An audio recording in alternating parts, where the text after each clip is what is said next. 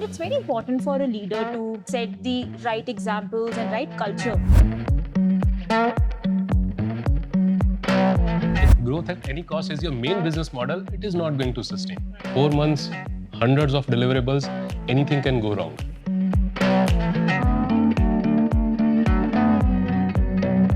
You witness the journey of 0 to 1 and 1 to 100 at LivSpace. Eventually, you'll have to make money. If a tool can get you the data from different points and give you a summary, this is something that has a huge application. Hello everyone.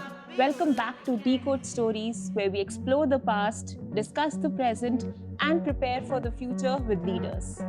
Today, we are thrilled to have a tech leader who has been at the forefront of the technological evolution, especially in the areas of supply chain, fintech, and data analytics. With a career spanning over 15 years and the last decade being spent in the Indian startup ecosystem, he has not only contributed in the distribution space in the FMCG sector, but has also been a figure of innovation and scale in the tech landscape. Let's welcome our guest and the Chief Technology Officer at Ripplr, Vishal Sharma. So, Vishal, I have known you for a couple of years now. So, for our audience, why don't you tell us about your journey from college to corporate and to startups? Sure. So I'm a 2009 graduate. I graduated from IIT BHU, Computer Science. And since 2009, I've been here in Bangalore. I started my journey with Oracle, spent almost 3 years with them. In 2012, then I joined Myntra. And this was, I think, the turning point for my career. This was the time when Myntra was gaining traction. It was one of the early stage startups.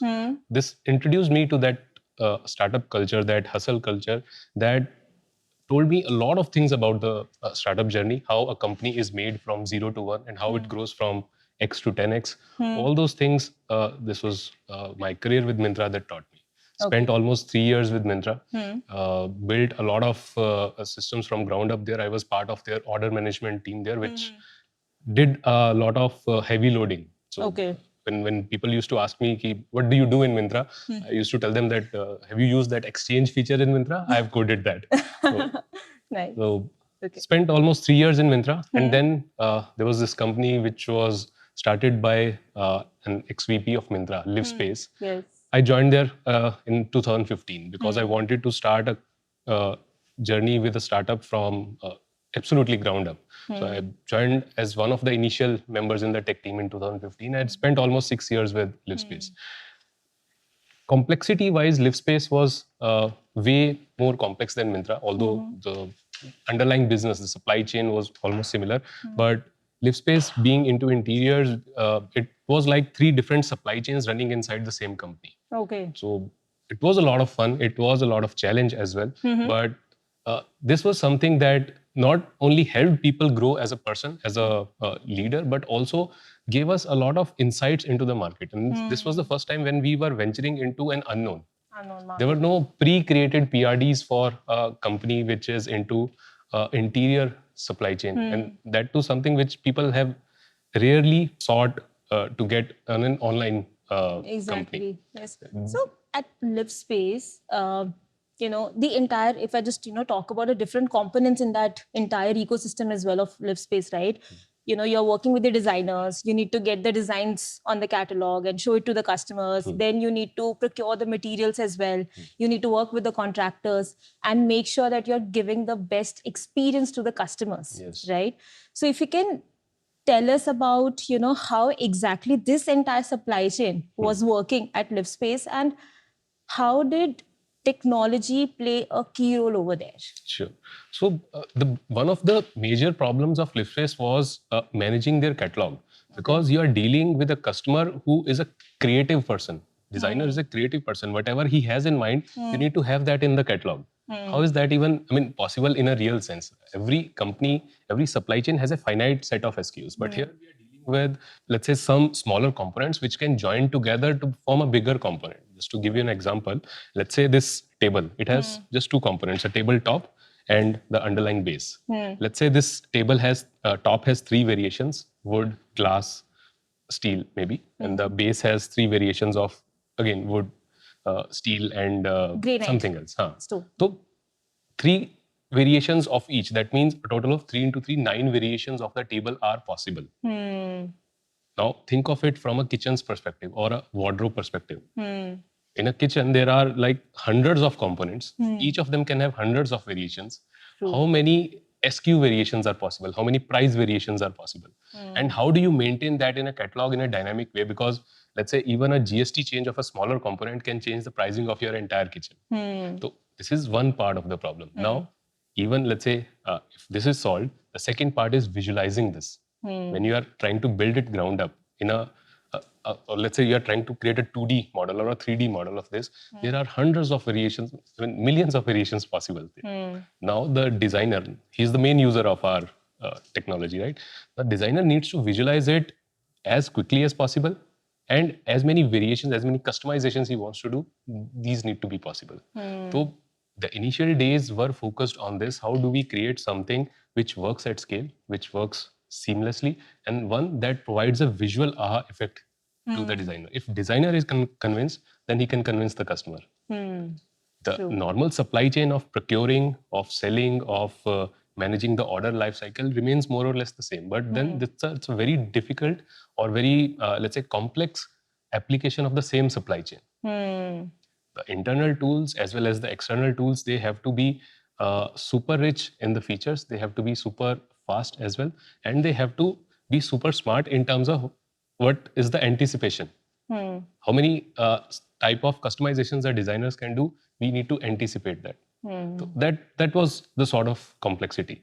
But the good thing is that we kept building and kept evolving. The initial versions were not very fast, but since the designers were closely working with us, the feedback loop was very fast. We kept evolving, and eventually we were at a stage where any 2D the layout, whenever a customer used to upload a layout of their flat in our system would create a 3D model out of that. This is how your home would look. This is how your bedroom would look. This is how your kitchen would look. Now, of course, if you see on Instagram, there are a lot of AI tools available which do that in an instance. But we are talking about 2015 and 16. Yeah. It was a difficult thing to achieve, but then this is something that gave us a lot of insight into the market. How to basically sell. And what was the role that technology played over here? The basic role was this building of these models. These were all of these tools that I'm talking about, they were built in-house. Okay. Now, supply chain systems were there. When I was in Myntra, they were when let's say the Flipkarts of the world were getting created, the supply chain was getting introduced in the country. Now, by this time, the supply chain was there, but building these tools which work seamlessly with the supply chain, this is what the value add of technology was.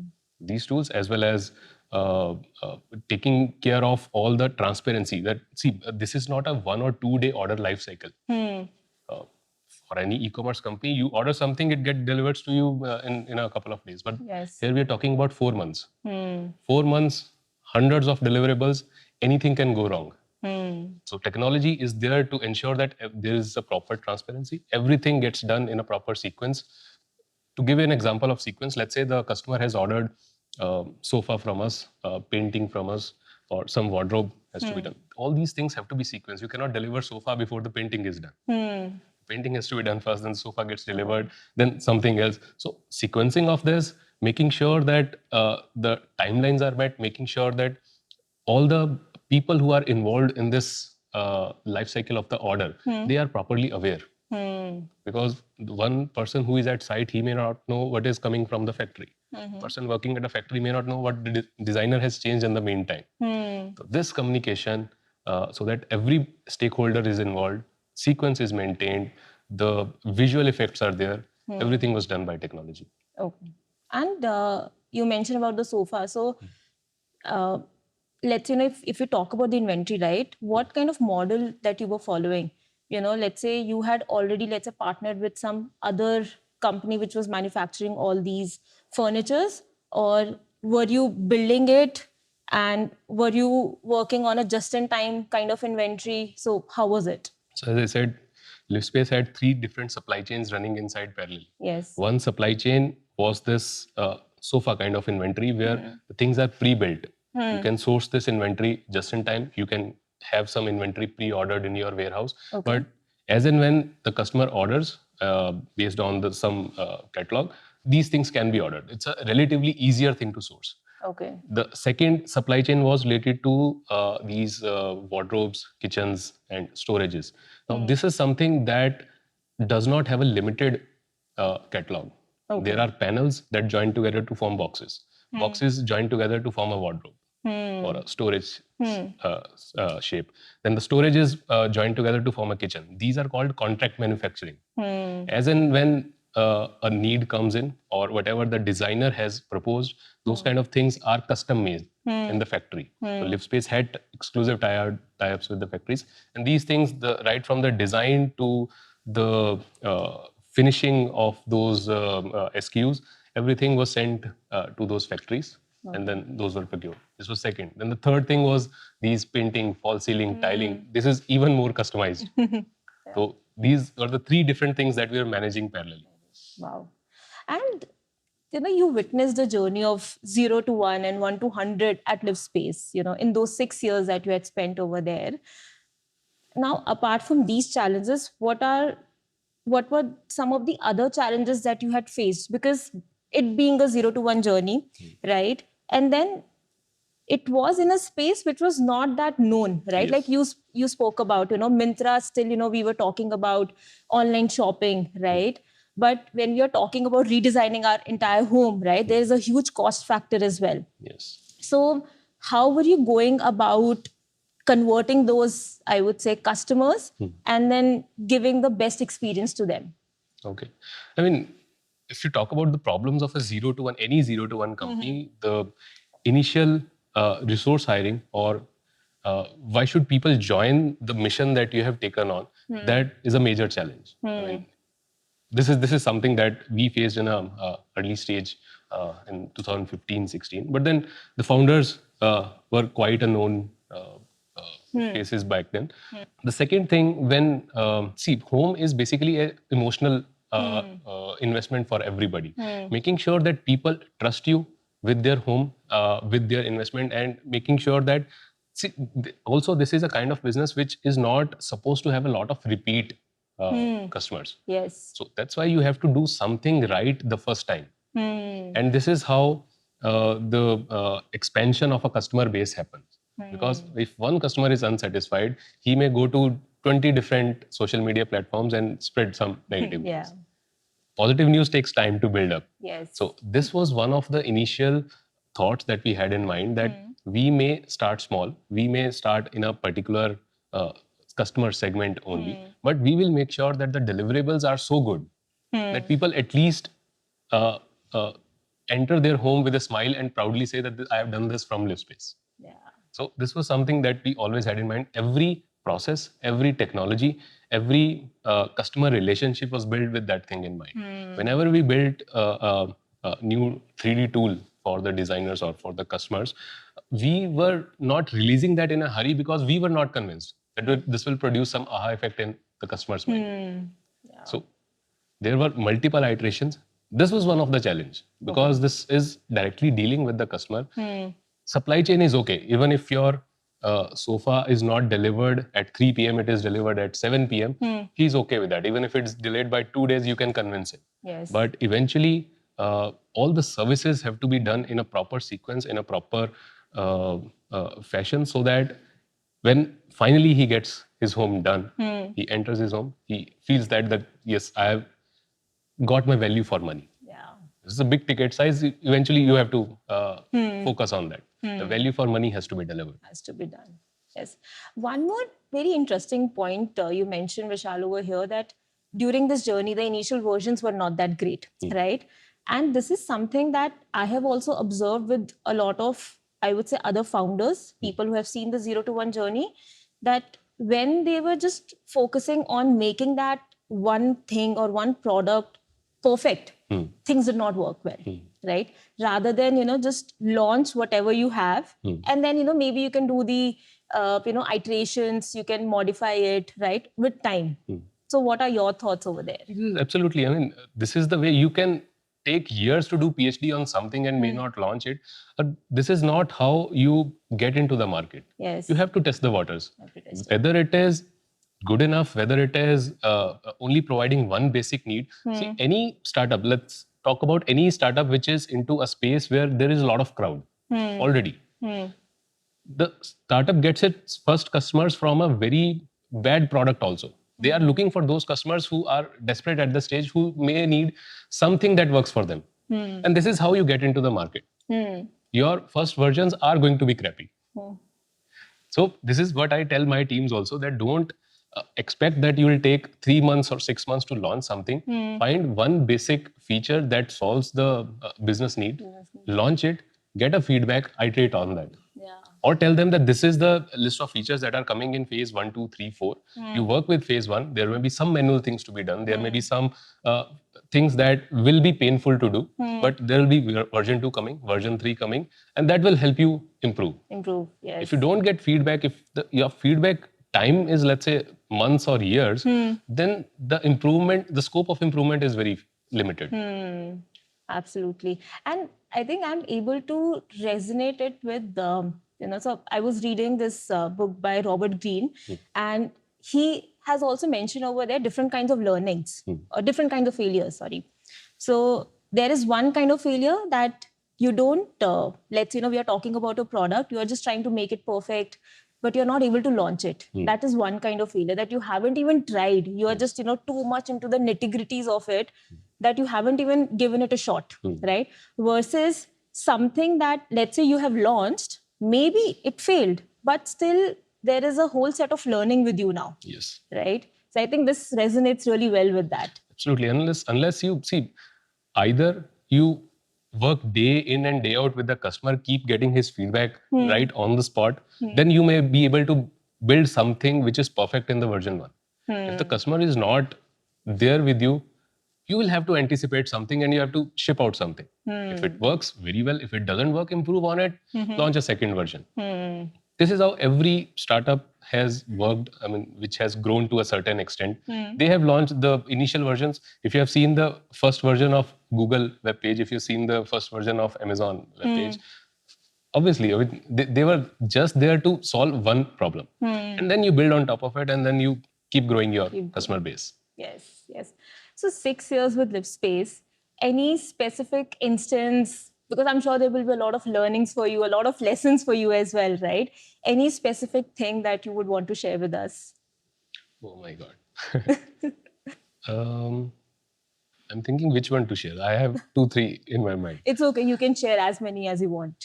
So any specific area do you want me to share on? No, any can be, any experience also, something that you really enjoyed during that time, because it's a 6 years journey, right? It can be any moment. Okay. So when we had launched the first or second version of our entire this kitchen module, that was a major change. We were just transitioning from simple supply chain of just like this sofa inventory to the just-in-time, the contract manufacturing model. We were transitioning that.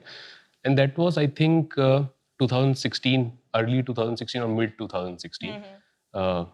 Right close to that time when GST was launched. Okay. So this was something when we were already planning a major feature. There were so many checkpoints established that if this goes wrong, this is the fallback. This goes wrong, this is the fallback. Okay. We were planning this, and all of a sudden we get a news from the finance team that GST is going to be introduced, and that will need a lot more changes in the system. And there is no sufficient time to get it done, because government is very adamant that we have to launch it by end of July, I think 2016. Okay. Close to that period. Now, this was something which came out of the blue, and people were not prepared for it. On top of that, they had already spent some 4 to 6 months on preparing something. That was a big bang launch. Now, another big bang on top of an existing big bang, that was something which half of the people thought that the government will change the deadline. Other half of the people thought that this is actually going to spoil the party. Now, we waited for a few days, got all the clarities. How is it going to impact our business? Because not having a GST calculation in your bills when the shipment is going out was going to attract some penalties. Or, your calculations, your financials are going to suffer.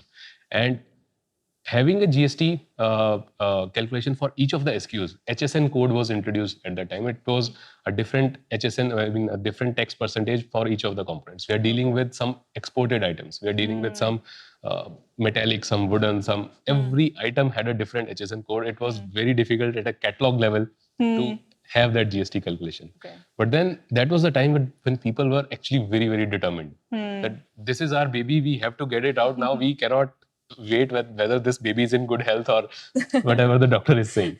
No, that was the time when people took almost 5 to 6 days.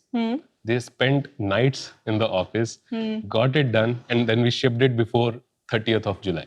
That all the GST calculations have to be as per the compliance. We cannot compromise on the compliance at all. So these are the kind of instances that fill you not just with pride, but also give you a memory for the lifetime. Yeah. That there was something when a collaborative effort was done, not only from the tech team, but the entire business teams, all the designers are waiting for it, your customers are waiting for it. When you do something which impacts such an ecosystem, that becomes a memorable moment. We had a lot of these kind of memorable moments in Myntra also, because Myntra, by the nature, when it got traction, it had become a very popular name. And all the sales, all the end of season sales, all the midnight sales that we used to do, there was a huge preparation before that. And when people are working on a website, when people look at a website, they may not get to know that what is the effort that is going behind. And just for an instance, when you say that there's going to be a midnight sale and first 100 customers are going to get 70% discount. Yes. It's not that easy to handle those initial customers in the first 5 minutes, because there'll be a plethora of hits coming to your system. Your system has to be robust enough to handle those initial hits and then identify that these are the first 100 customers. So these kind of preparations, when a heavy load comes in or a heavy feature comes in, these are the things that are memorable. Because eventually you see that you have given some aha effect to your customers, and the customer has actually gotten delighted by what the deliverable was. Nice. So one question, how was Myntra back then versus now? Back then, I mean, it was a smaller team. When I joined, it was a engineering team of around 50, 60 odd people, maybe 10, 12 product managers. But the major difference that I noticed coming from Oracle to Myntra, although Myntra was my first startup, I couldn't compare it with other startups. The major difference was that everybody, whether he's an engineer or a designer or a catalog guy or any marketing person, everybody was working there as if it is their own company. This was something which was very, very starkly different, and it is something that has been with me ever since then. Wow. Whenever you are working with any company, work with them as if it is your own company, and then you are able to add that value that is unmatched. So this was the culture of Myntra, and this is why I think the Myntra actually grew despite a lot of setbacks also. Setbacks in the terms of obviously in a company there are some funding crunches. Then there are some business model changes that happen, because back in the time, all the e-commerce giants, including Flipkart, they were forced to convert into a marketplace model. These were the FDI rules. So these are the kind of things that when they come in, they shake in and out. I mean, the people are working in some direction and then they are forced to move into another direction. If you don't have that empathy, if you are not working in a company as if it is your own, it is very difficult to change the direction. And that's how Myntra has survived. That's how Myntra is what it is today. Also, Myntra gave us a lot of freedom in trying out new technology. It's not very easy. It's not, I mean, available everywhere that the leaders tell you that you decide what is best for the company. Build it for us. And this is the time period you are given. Even if you fail, this is the backup. This is the kind of freedom that Myntra gave us. And we experimented a lot there. And we are proud to say that the systems that were built in 2013, 14, they served Myntra for a very, very long time. Those were the base systems that paved the way for its success. So, Vishal, your journey from LivSpace to Avail, right? And you witnessed a big industry shift also, right? And especially fintech being highly compliant and highly regulated, right? So, how does one cope up with that kind of change? It was, I mean, slightly difficult. The environment was very different. Specifically, fintech was not just the compliance was not only difficult, but it was a B2C industry. So the customers, the number of the TAT that you have to meet to, serve your customer or meet their requirements, that is smaller than what you have in an e-commerce or in a B2B company. Okay. So Avail in that sense, compliances were of course there. There were a lot of strict measures that we had to comply with. For example, the way we maintained our customer data in Myntra or LivSpace was very different from how we maintained in Avail Finance. Okay. Your KYC documents, your PAN, Aadhaar, whatever proof of income we are taking from the customer, they have to be masked. Otherwise, these are the kind of things that RBI or any regulator can crack down upon. Of course, the way technology, the way the tech stack or the DB was maintained was very different. Apart from that, since it was a mobile app that anyone could download from Play Store, the number of customers were huge. The number of incoming requests were huge. Okay. The systems had to be resilient and capable enough from day one, because we are talking about million hits in a span of few minutes or seconds. So this was something different. Apart from that, of course, I ventured into fintech just to understand how, because I had been in supply chain for almost more than 10 years, and I wanted to venture into fintech to see how the world is going towards it. The biggest attraction of fintech was it was a totally tech-led business. Minimum ops.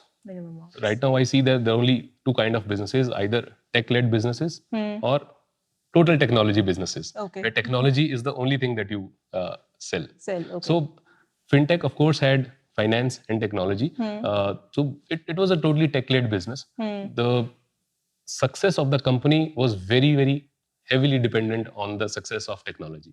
Okay. So this was something that I had in mind, and this is how I see that if technology can be made, or let's say the technology can be given a super push, it will give a lot of customers to Avail Finance.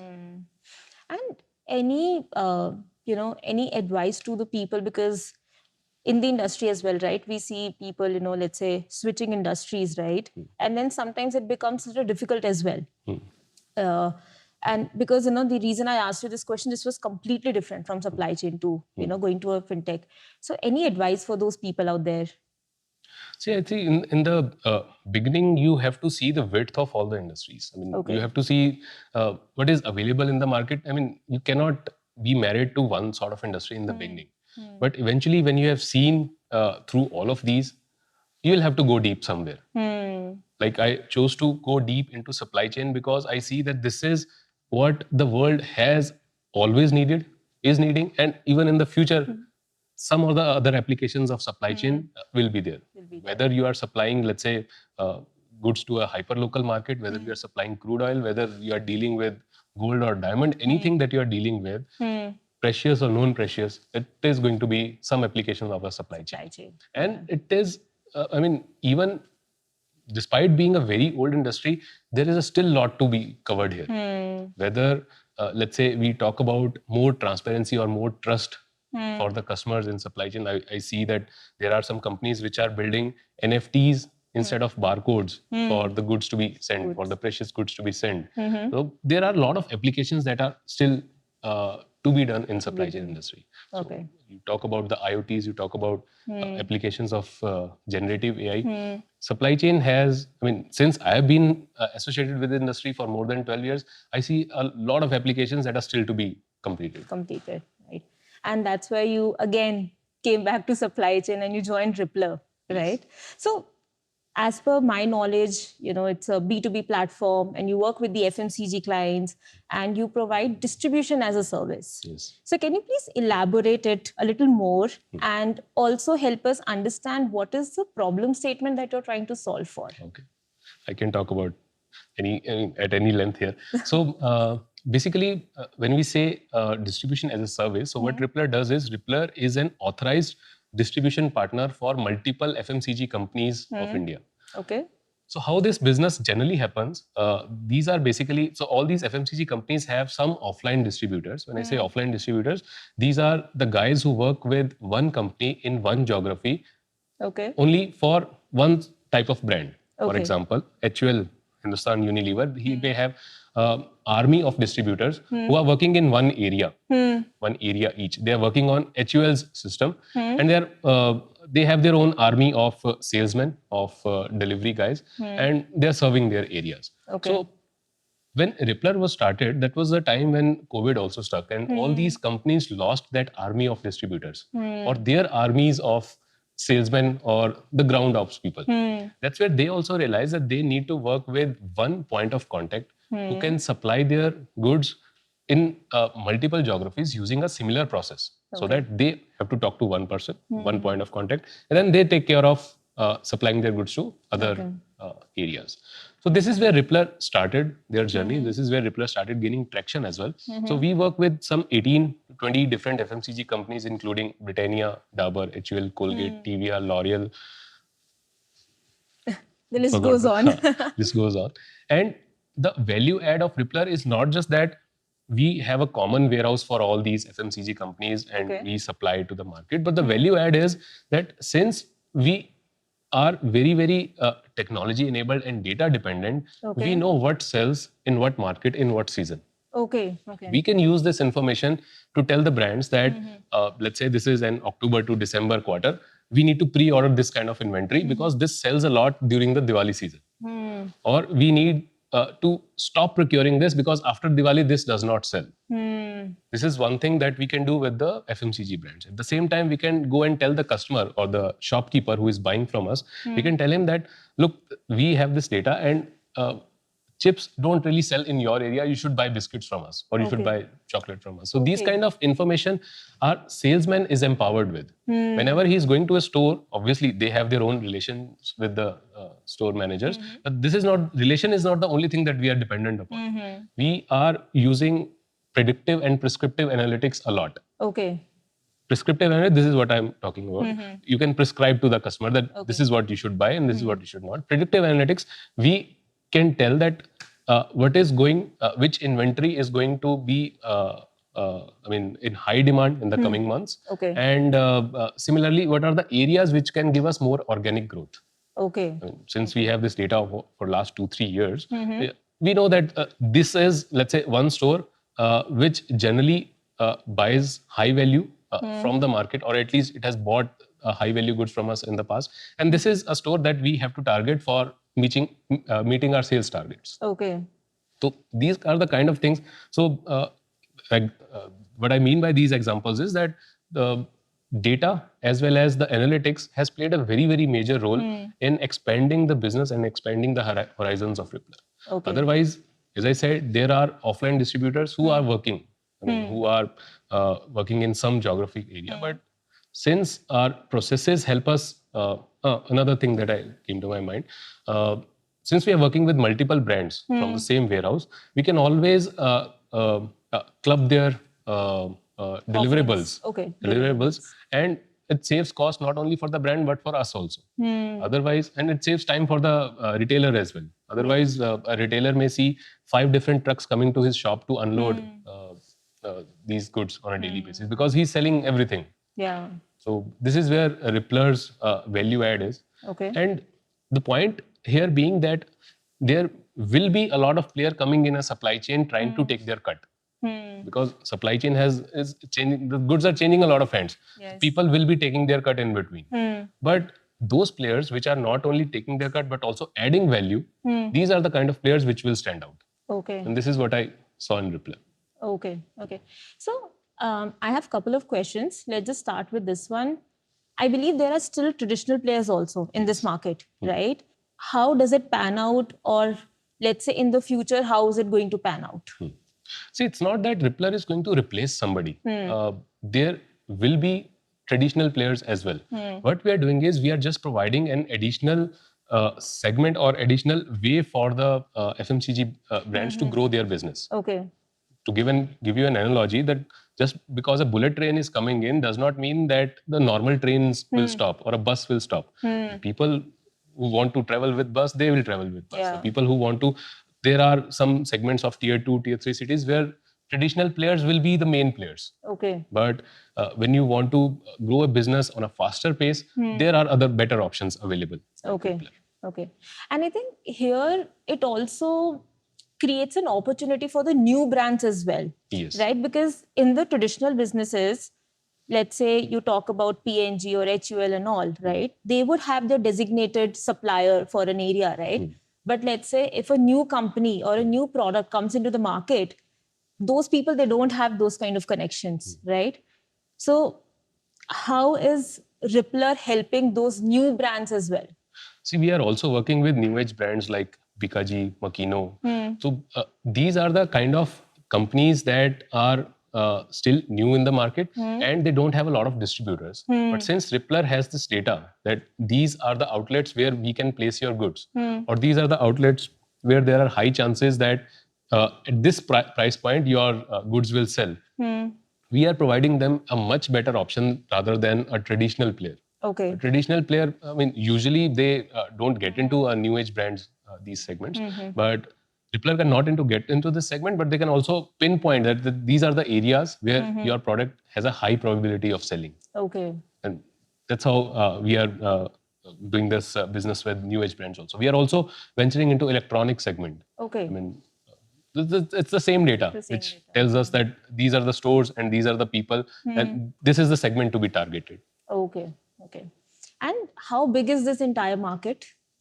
Oh, it must be in trillions. I cannot give you a number, but according to some reports, it was close to 400 billions of FMCG market in India. In India itself. Wow, that's a huge, it's a huge market. Now, coming to supply chain, your favorite subject, and it is still one of the unsolved problems in India, right?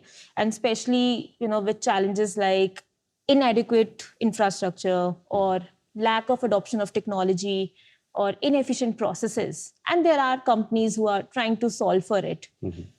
Now, how do you think AI or blockchain or predictive analytics are contributing to solving this problem? Okay.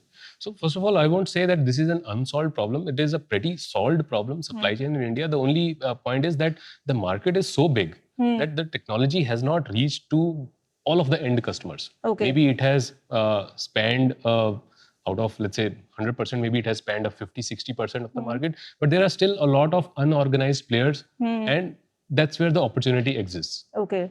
Let's take an example of these truckers. When you travel via Ola or Uber, when you are almost at the end of your journey, close to your destination, Uber tells them that there's a new trip waiting for you and you can pick that guy up within 5 minutes. Now, this problem is solved within a city. It is not solved for the truckers. When a truck is going from Bangalore to Hyderabad, there may or may not be an option for him to understand that how will I go back from Hyderabad to Bangalore? Can I pick something on the way? Now, these are the kind of things, I'm sure there are some companies solving it, but at a majority level, it is still an opportunity to be solved. Now, there are ways to onboard a lot of vendors who are still offline, who have this information. Aggregation of those vendors has not happened on a common platform. Okay. Maybe let's say a logistics company, a bigger logistics company, name anything, Blackbuck or some other thing. Maybe they are solving it with their vendors or whatever vendors they have onboarded. But if there is an app that is available for the vendors or for the truckers where they can log in and see that this is I am in Hyderabad, I have to go back to Bangalore, and there is some company which wants me to pick something up from here to there. Those kind of things can be really helpful for them. Because more like a unified platform. Yes, a unified platform.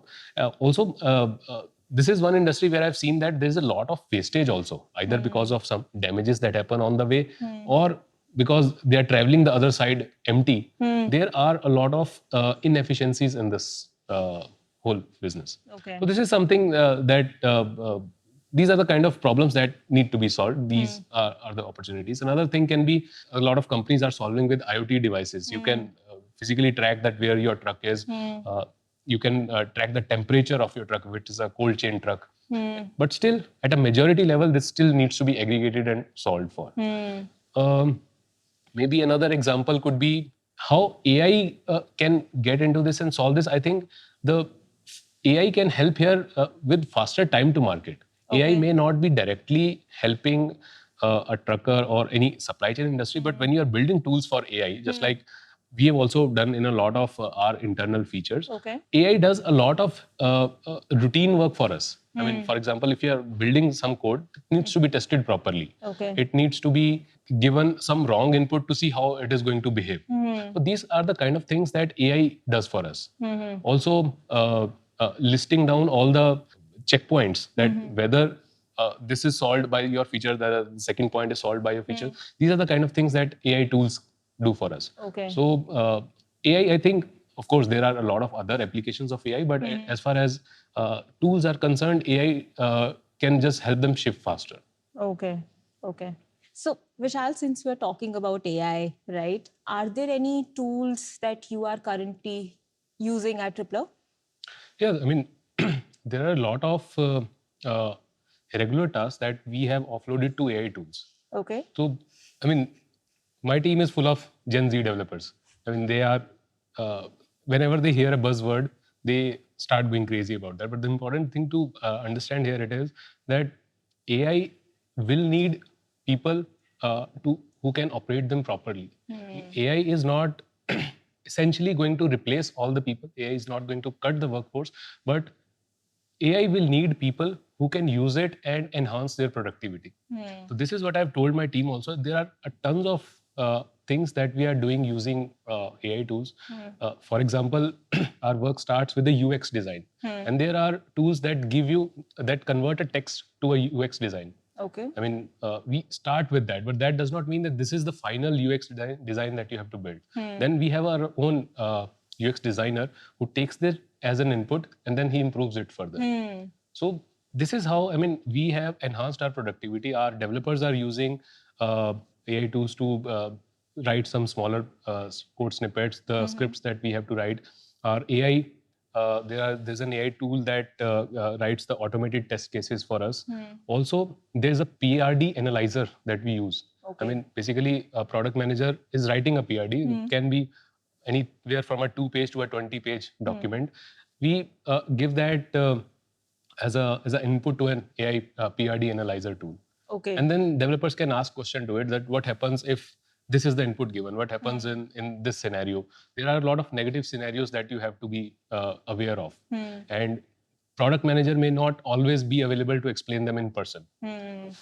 We have different teams, and product managers have to shuffle between them, the business teams and the development teams. The development teams have figured out a way to ask AI a question about the PRD that you are going to develop. So the point being that AI is giving us a lot of solutions. We have to find right applications for them. So also we are aware that AI is not at that context aware level where it can be used seamlessly to replace someone. So we are using it where it fits best so that our time to ship any product, time to ship any feature becomes faster. We've been using it, for a lot of internal development. Okay.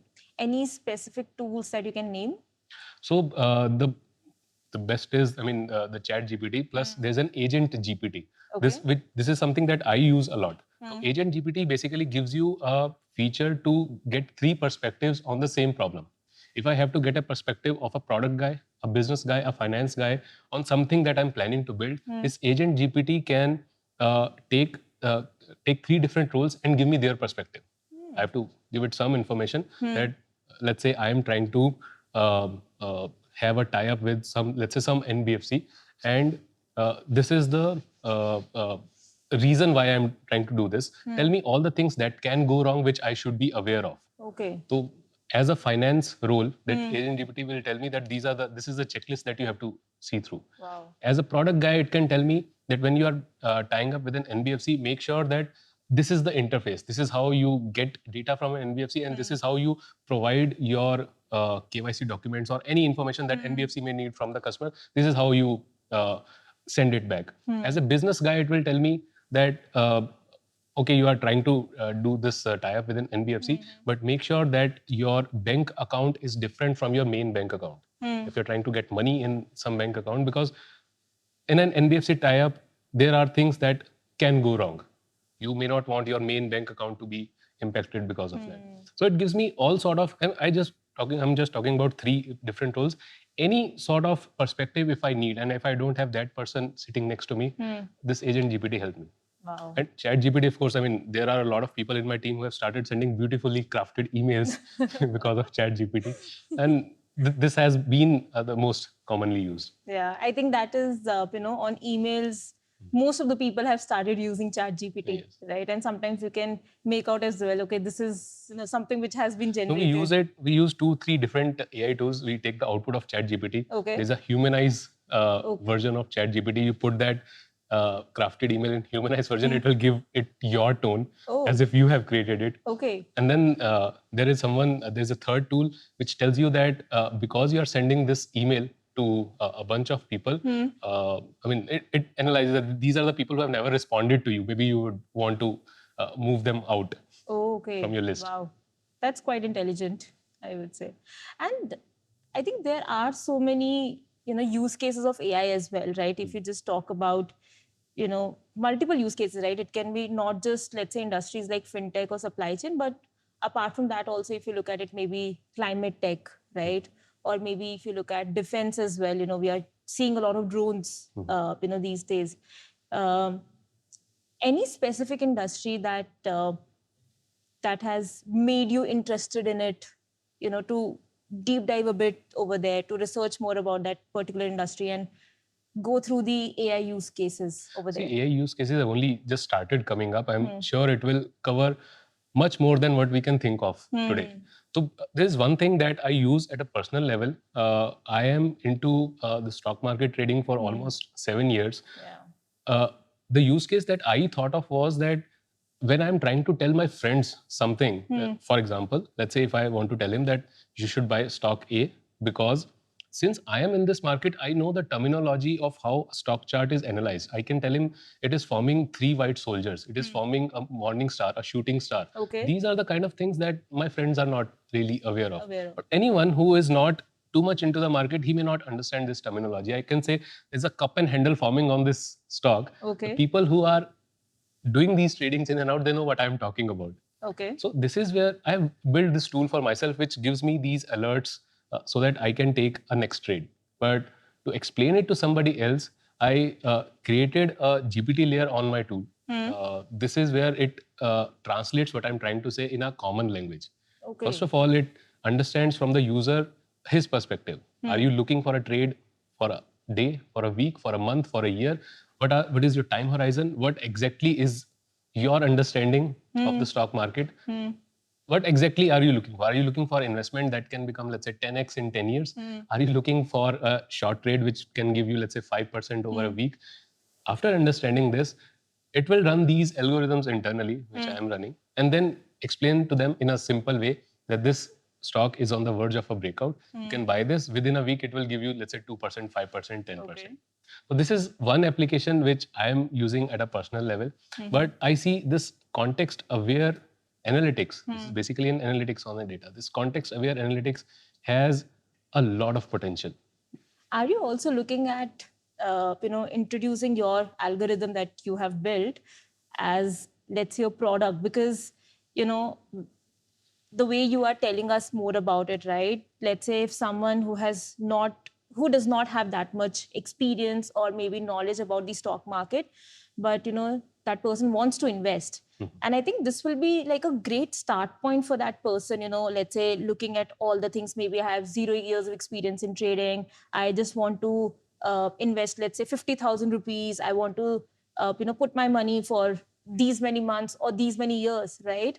So have you given it a thought of launching it as a product? I mean, I'm still in a stage where it is being improved. Okay. But at a personal level, it is helping me. But the thing that I'm talking about has an application beyond trading as well. I mean, context-aware analytics is something. Let's take the example of my current company. There are people who are looking at different analytics dashboards. Somebody is looking at sales dashboard. Someone is looking at an ops turnaround time dashboard. Somebody is looking at the collection dashboard. If there is a tool which is context-aware about the person, context-aware means the person has already interacted with the tool and told him that these are the points or these are the areas that I'm interested in. As a, let's say, a founder, I am interested in the cash flow. I am interested in understanding whether the sale is dipping beyond a threshold point, whether the turnaround time was for, let's say, yesterday's delivery was breached or not. There are 3-4 things that I tell him. And then this tool figures out all this information from different analytics dashboard and give me a summary.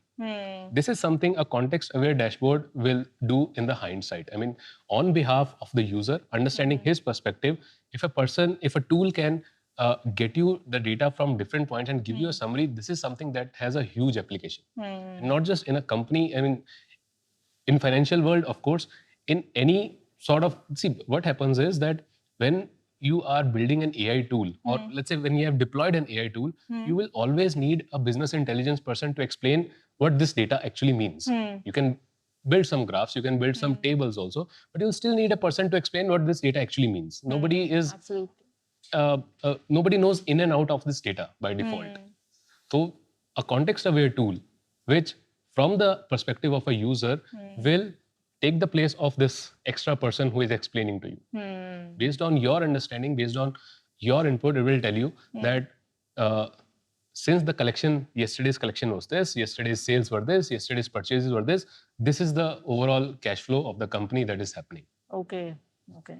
And by the way, how did you become a trading enthusiast? Okay. I mean, I'll have to think now. So the point is that in my early 20s, I used to have this regular routine of gymming and exercising. But after a point, I was not able to do that. Okay. I needed some break from the regular routine work. And somehow I stumbled on this. I mean, Okay. somebody referred me to this Zerodha account and I opened it just to have a look at it. But then maybe I was always interested in this analytics field, and it seemed very closely related to analytics because initially, when you start investing, you have to look at some companies. What is that called? Quarterly sheets, the quarterly results. Yes. You have to analyze those results and then make your decision based on that. The more I ventured into it, the more I realized that there are hundreds of points to be analyzed. Okay. It's not just the graph, it's not just the stock chart that you have to see. There are tons of free data points that NSE is giving you on a daily basis. And if you are interested in that, you will get lost into it. I mean, and then slowly, just as an escape from an escape route, it became one of the routine works that I started doing. Okay. So now I've been doing it for almost 7 years now. Wow. And you mentioned one thing that you are currently working with Gen Zs, right? So how is it working with them? How different it is working with millennials and the Gen Zs? Gen Z is not a different animal. Basically, they are the, I mean, same people who are more aware about what they don't want. Yeah.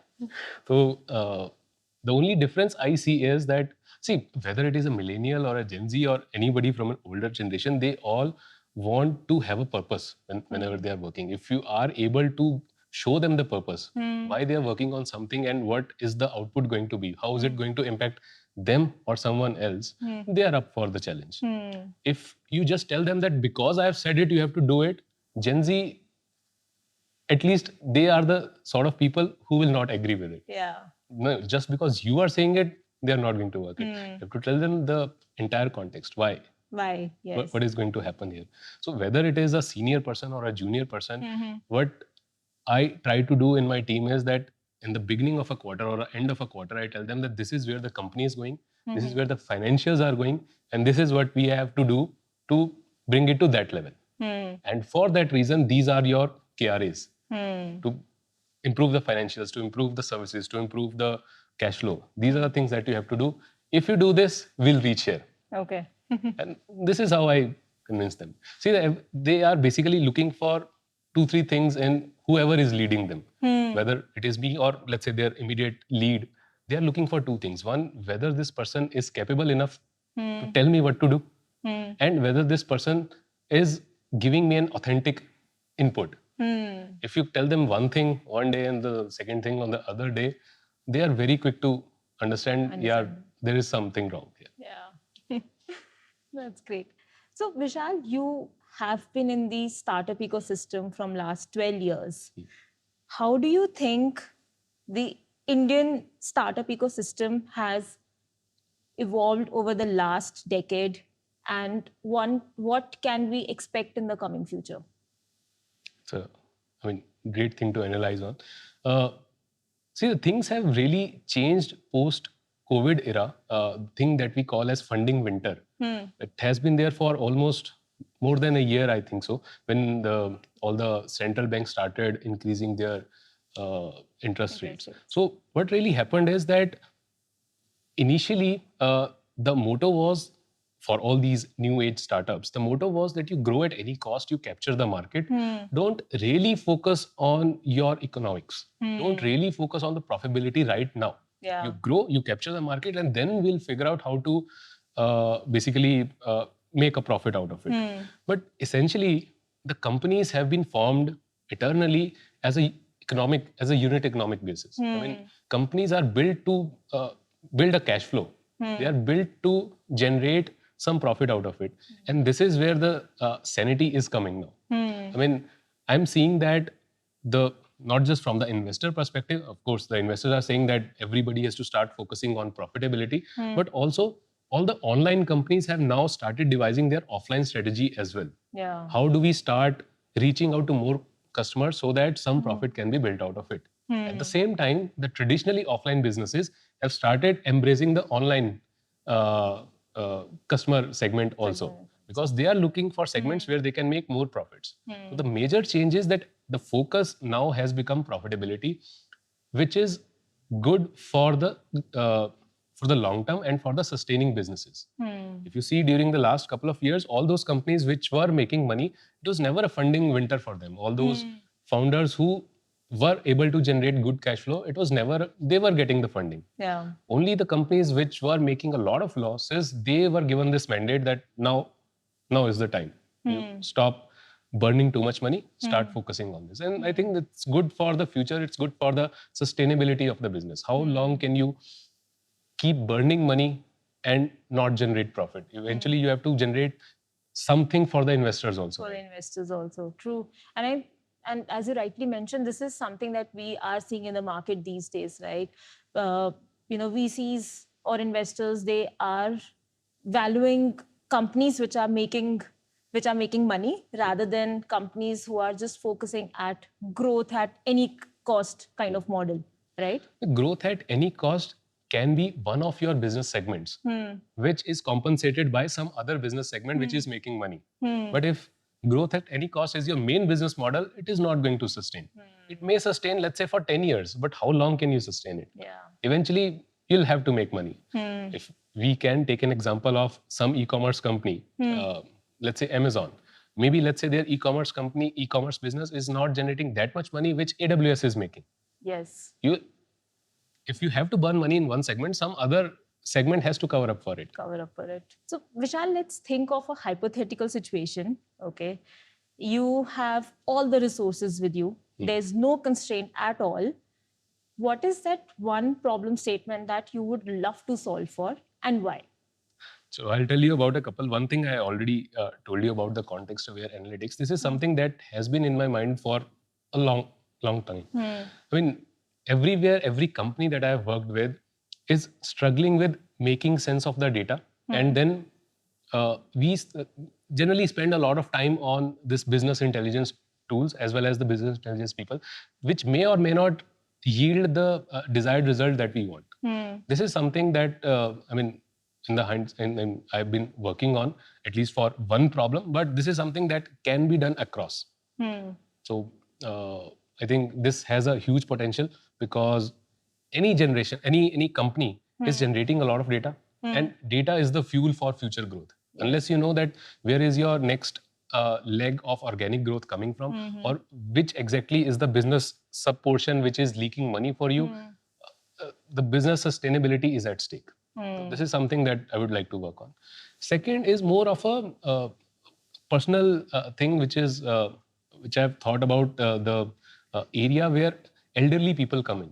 There are websites or e-commerce industries which are focusing on the youth, which are focusing on the babies, but I think there are very less traction in this industry which is focusing on the elders. Their engagement, their care. This is an industry which does not have a lot of supply, but a huge demand. Huge demand, yeah. This is I've done some research on this, but there is no dedicated e-commerce website for the elderly or some community-based service providers who can who can take care of their engagement, who can take care of their day-to-day needs, be it the medical care they need, be it the personal care they need. This is something where a solution is needed so that they can become part of the society that we are really talking about. Yes. This is something, that is going to make a lot of impact as well, because the other day I was just listening to one of the interviews, and that person was talking about when someone gets retired, right? Now that person is in that retirement stage, right? Earlier, what was happening? The person was going to office, the person was talking to multiple people, right? There was a routine, there was a busyness in the entire day. But now those things are not there anymore, right? You might have, let's say, you have family to take care of, you might have some, let's say kids or grandkids, right? But there is no such kind of continuous engagement with you. And people who are actually in that zone, there are higher chances of those people getting into the depression stage. Absolutely. I mean, these guys have spent a major portion of their life taking care, providing for their family. Yes. Now is the time that when they have the time, they have some free time, and they need some engagement activities. They need someone to, I mean, apart from the family, also apart from spending time with the family, they have a lot of time to kill. Yeah. Now, this is something where they would want to interact with their similar people, where they can also interact with a community, be it a small, let's say, a game, be it a small gathering, be it small, let's say, a talking activity where they can speak out their mind. This is something that is sort of missing. Yeah. And then after a particular age, you obviously need a lot of home care or a personal care.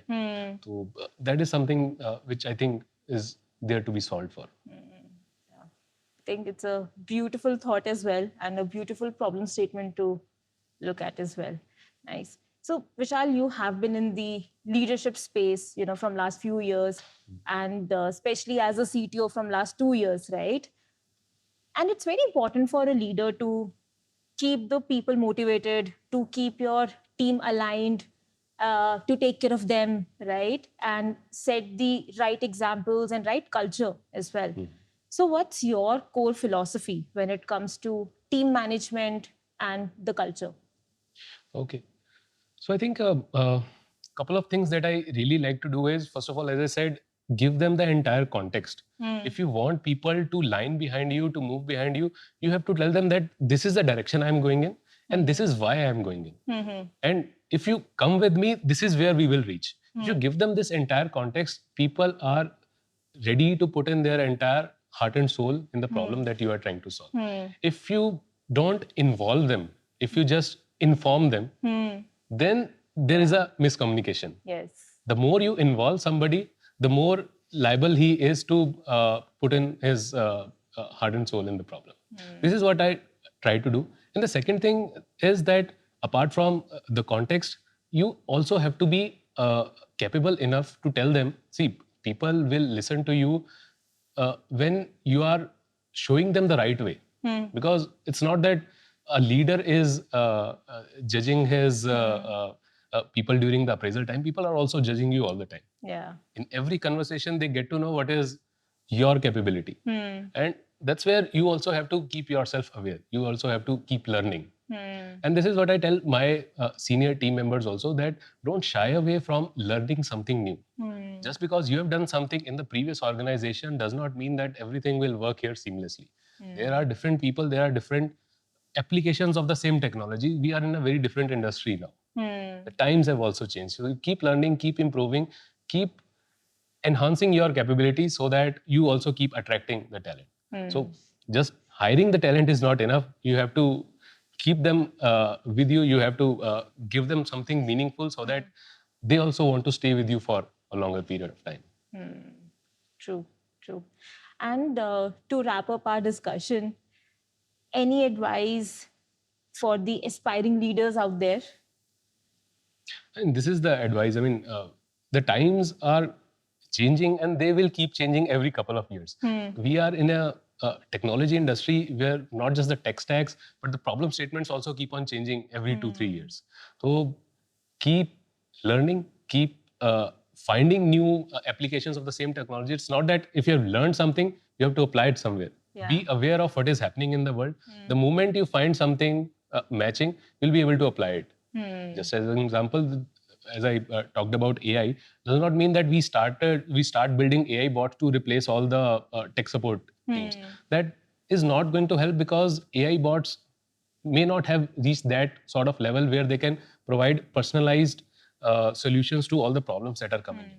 But use AI where you can reduce your workload, where you can basically ship something faster to your customers. So keep learning about whatever is happening in the market. Find the right applications. There are a lot of solutions. The moment you find a corresponding problem, apply there, and that's how you grow and your team grows. Yes, I think keep learning and maintain that open mindset as well. Exactly. Right. Wonderful. Great. Thank you so much, Vishal. I think this was a great conversation, and there are a lot of takeaways for us as well and for our audience as well. So thank you so much for your time today, and we look forward to more discussions with you in the future. Thank you so much for having me. Great. As we wrap up another episode of Decode Stories, I hope you have enjoyed this deep dive into the evolving landscape of supply chain, AI, leadership, and the personal growth that comes with navigating such dynamic industries. I believe Vishal's learnings and perspectives have given you some insights to think about. Please share it with someone who may benefit from this conversation. I am your host, Ruby, thanking all of you for tuning in. Until our next episode, keep exploring the past, discussing the present, and preparing for the future.